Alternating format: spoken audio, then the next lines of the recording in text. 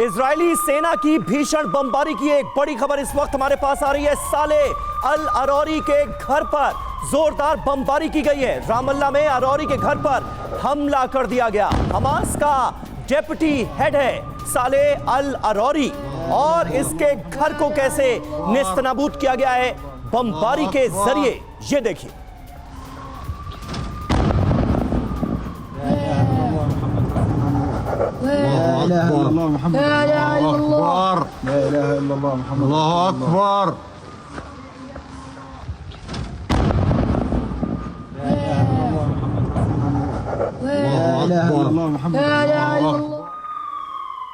और अब आपको एक और बड़ी खबर बताते हैं जल्दी से। जंग के बीच हमास का बड़ा दावा सामने आ गया है। 24 घंटे में आईडीएफ के 3 मरकबा टैंक तबाह कर दिए गए। हमास का आरपीजी यासीन से हमला, 3 मरकबा समेत 6 सैन्य वाहन नष्ट किए गए हैं। तो ये देखिए, ये एक और बड़ा हमला है हमास की तरफ से।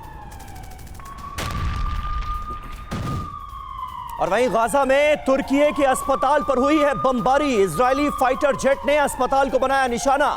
हमले में अस्पताल की 3री मंजिल तबाह हो गई। धमाके के बाद पूरे इलाके में धुएं का गुबार फैल गया। ये तस्वीरें आप देखिए, अस्पताल की 3री मंजिल इजरायल के हमले में पूरी तरह से तबाह हो गई। अफरा तफरी मची हुई है हमले के बाद।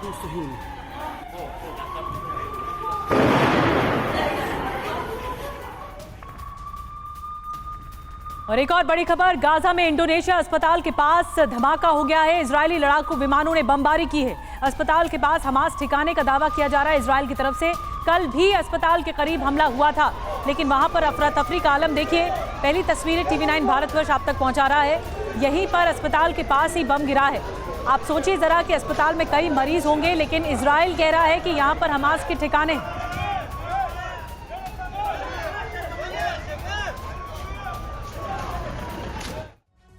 और देखिए, हॉस्पिटल्स को लगातार निशाना बनाया जा रहा है। इजरायल का ऑपरेशन अस्पताल क्या है? तुर्की का अस्पताल। लड़ाकू विमानों ने इस पर बम गिराए हैं। इसके अलावा इंडोनेशिया का अस्पताल यहां पर मौजूद था। अस्पताल के पास बमबारी हुई है। अल कुद्स पर हमला हुआ है, कुछ हिस्से को नुकसान पहुंचा। और इससे पहले अल अहली अस्पताल पर जो बमबारी हुई थी वो तो हर किसी को याद है। 500 से ज्यादा लोगों की जान गई थी। शिफा अस्पताल में तहखाने में हमास का कमांड सेंटर होने का भी दावा किया गया था। संजय सोय साहब, एक तो ये कि अस्पतालों को निशाना क्यों बनाया जा रहा है, और आईडीएफ के इस दावे में कितना दम आपको नजर आता है कि हमास ने इन अस्पतालों को भी नहीं छोड़ा है, इसके नीचे बंकरों में अपने कमांड सेंटर्स बना रखे हैं।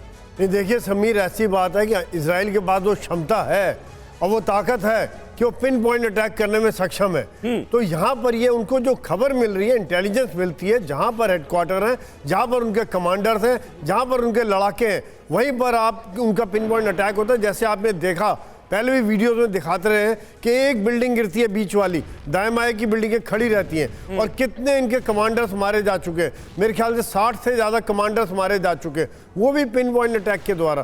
तो ये अगर अस्पताल का इस्तेमाल हमास कर रहा है एक शील्ड की तरह, एक ढाल की तरह, और 2 कारण है। एक तो ढाल हो गया, इजराइल शायद हिचके हमला करने में, और अगर हमला करता है तो पूरी दुनिया में हल्ला, पूरी दुनिया में बवाल कि देखिए अस्पताल पर हमला हो रहा है, मरीजों पर हमला हो रहा है, गरीबों पर, बच्चों पर, औरतों पर हमला हो रहा है। तो ये बात मेरे ख्याल से हमास के एंगल से देखें तो वो एक विन विन सिचुएशन रखते हैं। इसीलिए भी ये जो सुरक्षा कवच आप कह रहे हैं, ये शील्ड पर ही प्रहार कर रहा है इजराइल, और ये पिन पॉइंटेड अटैक है, जैसा कि आशंका है कि अस्पतालों के नीचे सुरंगें बना रखी हैं हमास के जरिए। एक और बड़ी खबर, हमास के खिलाफ बड़ी कार्रवाई हो रही है। गाजा पर आईडीएफ का 2 तरफा हमला किया गया जा रहा है। उत्तर दक्षिण क्षेत्र में नॉन स्टॉप शेलिंग हो रही है। हम आवाजें भी सुन सकते हैं। इजराइल ने तेज कर दी है यहाँ पर जमीनी जंग।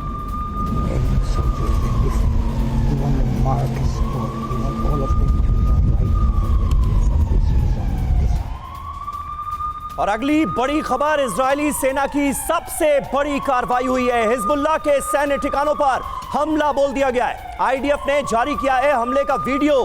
हिजबुल्लाह को भारी नुकसान पहुंचा है इजरायल के हमले में, यह दावा भी किया गया है आईडीएफ की तरफ से। गाजा में कई हिजबुल्लाह ठिकाने हमने तबाह कर दिए। आईडीएफ का दावा इस वीडियो सबूत के साथ सामने आया।